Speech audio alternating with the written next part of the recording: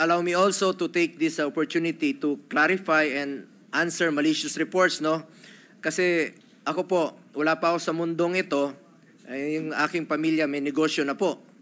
And the insinuation that I was personally involved and had benefited in some projects, Mr. President, these are old, recycled, and malicious accusations. Noong 2018 pa po ito, nabalik na naman ng 2021 habang papunta po sa eleksyon.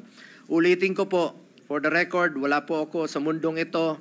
Meron na po negosyo ang aking pamilya, pero ni minsan po, ni piso, hindi nakinabang ang aking pamilya sa pagiging taong gobyerno ko. In fact, hindi po nakakalapit ang aking mga kamag-anak, kahit nasa Malacanang kami noon, hindi po sila nakakalapit. At isang naging kondisyon ko noon, Mayor pa po si former President, former Mayor Duterte, na kung lalapit po ang aking kamag-anak, ay ako po ang magre-resign sa kanya.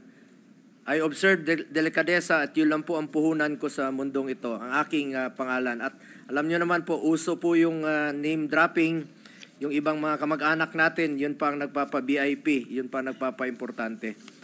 At sa tinatagal-tagal ko na pong paninilbihan sa gobyerno, isa lang po ang may pagmamalaki ko. I observe delikadesa, yan po ang ginagawa namin noon pa.